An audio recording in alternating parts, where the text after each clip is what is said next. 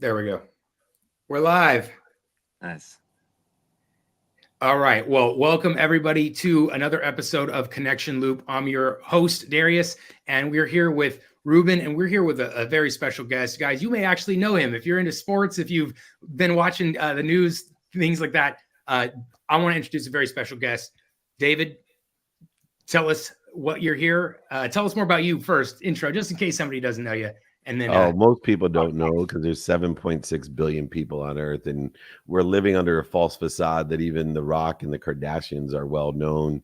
There's just too many people. So I take pride in the fact when people really give a shit and say, I have to apologize. I didn't know who you were or who you are.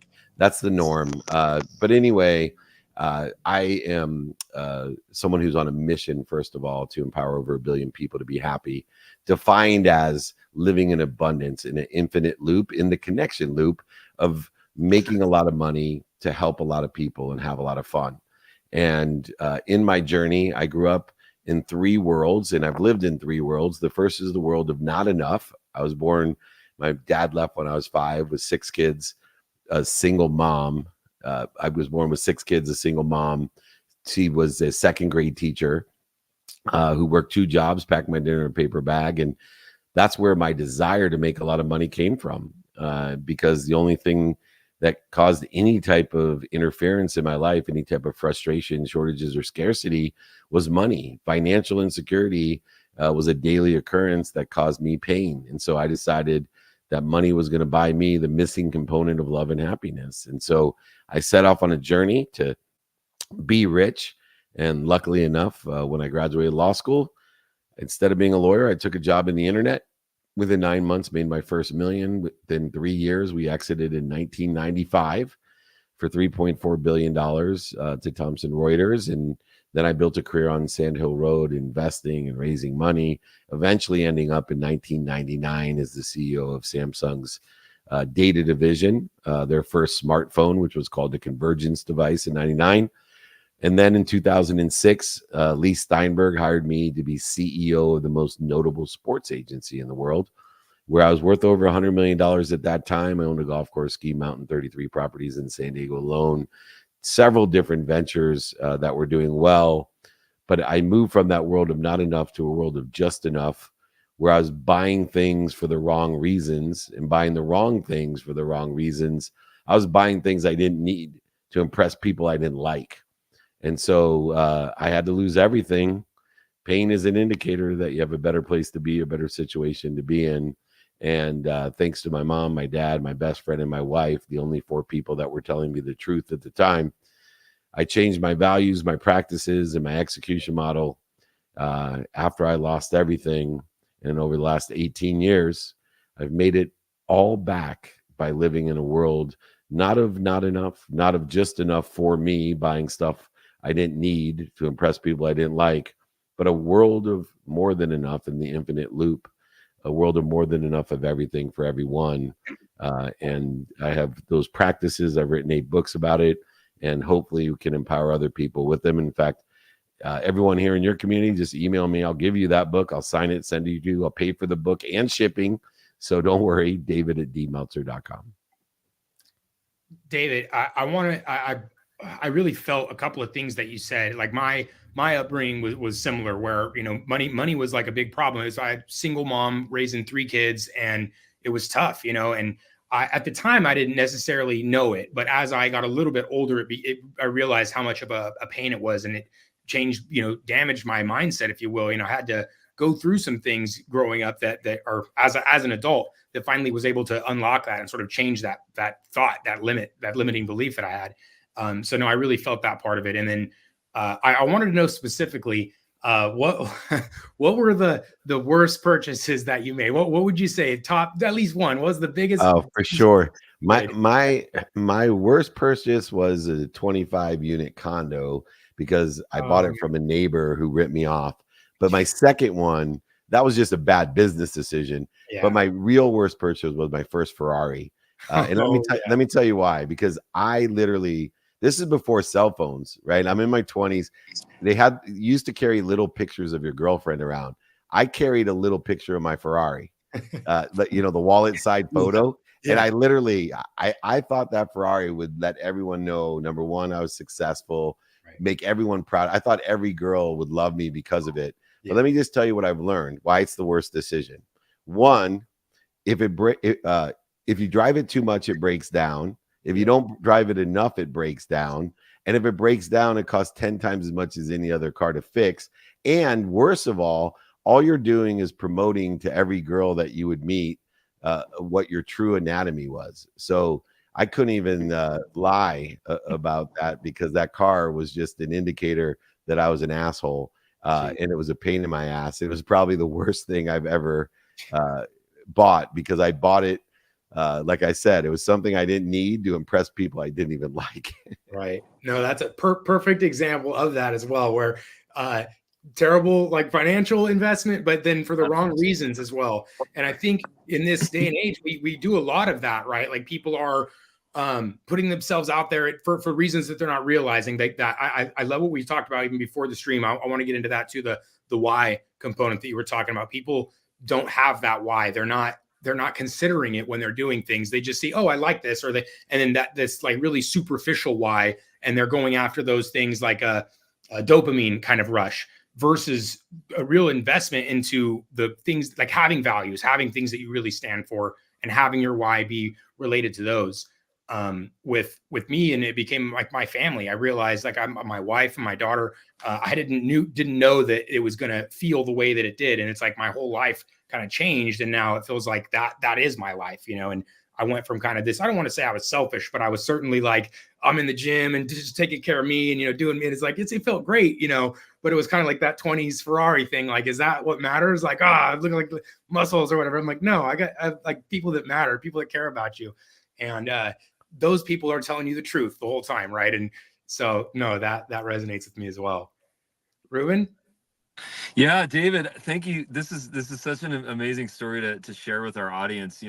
Our audience is entrepreneurs, it's business owners, it's people that have succeeded and that have failed and that have experimented. And I think the scariest thing right now for so many people is, where do we double down? Where do we invest into ourselves, into our businesses, into our team? A lot of companies are frozen when it comes to hiring people because they're asking themselves, is AI going to replace this job? Am I making a mistake by hiring someone? And I'd love to get your take on this in terms of, give us some guidance, give us some direction. How can we sort of rethink about our future with our business and our sales pipeline and our clients and frankly our longevity and sustainability? Well, one of the things in my eclectic career that I've learned, and even in the recovery when I lost everything, was that I look inside of me to figure out the best opportunities outside of me. And so clearly defining one, the skills that I have at the highest basement, meaning when I represented Troy Aikman, Warren Moon, Steve Young, guys like that, you wouldn't believe this, but your skills and your knowledge as a quarterback are your basement. It's the desire that determines your ceiling. So Joe Montana, Tom Brady, their skills are not the highest level compared to even Ryan Leaf or Jeff George, two other quarterbacks that we represented that didn't do nearly as well as Joe Montana, Tom Brady, or even Peyton Manning, who was the first pick over Ryan Leaf. So I look at my skills and say to myself, how are my skills aligned with what's doing well today, what's stable today, and what I think is going to be doing well in the future? So looking at AI and how to use AI to make my skills better, not replace my skills. And then more importantly, my knowledge. The knowledge is divided into two parts, as all three of you know. It's not just the knowledge of what that I need to improve on. It's the knowledge of who. And that who to me is the guarantee of how I'm going to get to where I want to be or better, because it's only two ways to get to where you want to be or better. One, find someone that's already there.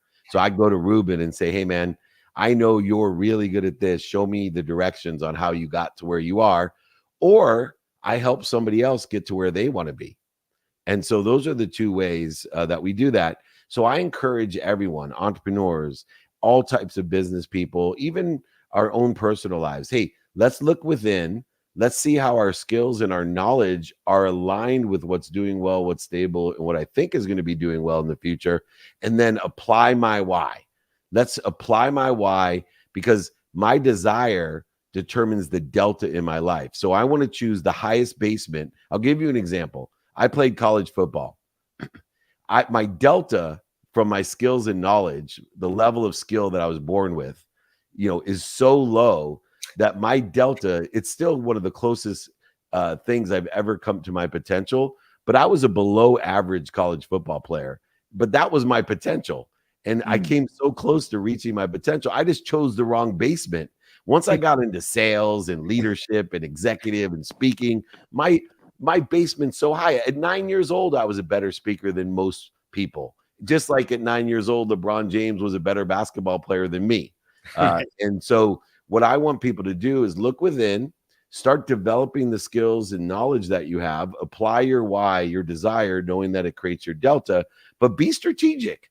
Align your skills and knowledge with what's doing well, what's stable, what you do well. And if you're not sure what you do well, listen for other people when they say, man, how did you do that?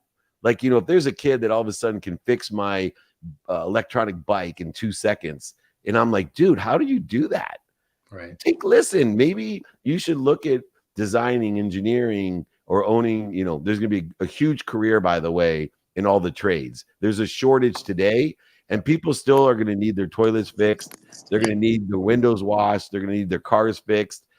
Trust me, you can make a fortune in the roll-up business. I'm looking for successful plumbing businesses right now to roll up in, because I guarantee you the cost of fixing your toilet's only going to go up.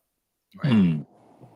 Yeah, no, absolutely. That we're always looking at the AI trends and the robotics coming out with, and that's what even the futurists are saying is like for the next however many decades, trades are going to be in demand, because while AI is going to take a lot of these other kind of opportunities that are remote based, virtual based, you still need people to show up and do the job.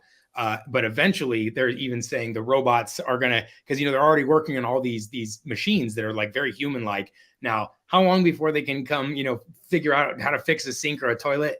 Probably a while, but until then, trades are a great route. And I think that people, with the way our world is right now, everyone's going after the shiny object thing. They think it's a get rich quick like reality for everybody, and then they come quickly to realize, okay, it's a little bit harder than that for most. So. And a lot of kids are, dropping out of school or not going to school and then not getting a trade either because they don't respect them. They think it's not a respectable opportunity or career. And it's like, that's how our grandfathers and family, that it was respectable then, it's respectable now. Just a different sort of view on the way things are. Yeah. And just remember, in 1992, when I graduated law school, I was introduced to Dragon Dictate. In 1992, they told me that IVR, voice recognition, was going to take over the world. In 1992, we are now in 2024, and IVR is just almost utilized, right? You still don't want to stay on a phone with a AI voice. Right. So look, when they say that, these guys are going to be fixing your toilets, you're looking at a lot of technology, CAD, finding the toilet there's so much technology. Right. And then comparatively the cost. So you got at least 30 or 40 years before there'll be the first electronic plumber. So you might as well make your millions in there. Right. If you're alive right now, listening to this or in this zone, you're going to have a career for a while as a trade. Yeah. And by the time you're 30 years from now, hopefully you will have invested in that technology, because you still need people to operate and you'll be the one designing it. Yeah, exactly. I have a question. Rob, you got okay. Sorry, I think Rob has a question. Go, Rob. Rob knows everything and anything about sports, so he's very awesome. qualified. Yeah. Not until now. Not until now. He's like, I don't know if I feel as qualified. David, first of all, like when you had mentioned earlier, one of my mom's two favorite quarterbacks growing up, even though we grew up in New England, so obviously I'm a Brady guy, but I remember back in the Grogan days, which were horrible, Tony East and all that, right? She loved Joe Montana and she loved Warren Moon. Those are two of her favorite quarterbacks. And for, Moon, one of the most underrated guys ever to be behind the snap, like without a doubt. And I would imagine as a human, he's probably even better, the fact that you know him. So yeah, 6 years in Canada. Most people don't know that because he was black, They wouldn't let him play quarterback in the NFL. And Wow. when he did sign with the Houston Oilers, highest paid player in the NFL, and played 17 more years after breaking every record in Canada. And my friend, John Breakis, who does the sports science, they analyzed the best spiral, which is a scientific fact. And wow. Warren Moon still had the most perfect spiral of any quarterback that ever played. Wow. It's a beautiful way to put it with science backing it up. Marino, one of the quickest releases, but one of the smoothest throws, though. Those two guys, Montana and Warren Moon. So, anyway. Yep. A long Okay, hand. back to regularly scheduled programming. Yeah, no, it's interesting too, because I use sports to help people with that desire, that delta, to understand, because the common denominator, I've been blessed, right? Around every billionaire, millionaire, entrepreneur, celebrity, athlete, and entertainer in the world has either been in one of my shows, interviews, or I've been interviewed, or we've represented them or their friends. And people ask me, what's the common denominator? And it's really simple. And Warren Moon and Joe Montana, they illustrate and live by this common denominator. Every successful person, whether they're a plumber or the Hall of Famer like Joe Montana and Warren Moon, they must have a desire to be what they must be. If you have a desire to be what you must be, I will invest in you. We'll figure out what you're going to do, but I guarantee you'll be successful, because the key to happiness is enjoying the consistent, everyday, persistent, without quit pursuit of your own potential. And only people that have that desire will be consistent, persistent in the pursuit of their own potential, because they'll start looking at what other people think, what other people say, what's missing, what they don't have. They'll start talking negatively to themselves. And if you don't have a desire that you must be what you can be, you'll start listening and looking for what you don't want, and you'll start getting more of what you don't want. Right. No, I believe that wholeheartedly. I know there was a time when I had this like end dream goal, like, oh, I want to retire early. Like, that was like just living that idea. And I heard something, I don't remember where it was exactly, but it was like, you have to enjoy the process. And it's not that I wasn't enjoying the process that I was going through, but it just that resonated with me, and it made me enjoy it all that much more. It made me appreciate the fact that I was actually enjoying the process that I was going through. And it made me kind of sad and depressed for those that don't have that ability. They're not looking at that, right? They're like, oh, if I only had this, but as soon as they get that, they're not going to be happy, because they weren't happy to get there. And it just keeps happening. Even if you reach that milestone, that's not what's going to make you happy. It's the pursuit of it, and understanding that you have to set attainable goals, and you have to always have them. That has been transformative for me. And everyone that I speak to, people that are close to me that aren't in that position, like I have some close friends that are, kind of spinning their wheels. And I'm like, well, it's because you're not in pursuit of that. It's like you're stopping right there. Like, okay, I have this job where I'm comfortable to pay my rent, but there's not any growth beyond that. And of course, you're going to feel defeated and tired and kind of hopeless, because you're not setting yourself up for that. So, speaking of setting yourself up, that's the key to life. For me, you're talking about, we have to gain the wisdom in that pursuit to get to where we want to be or better. I used to say wisdom shortens the distance of resistance in my life, but there's another component that I learned later on in the second over 100 million that I've made. And what it is faith. And faith is simple to me. See, I believe that there's something bigger than me that knows everything and is all powerful. Right. And it loves me, protects me, and promotes me more than my mom.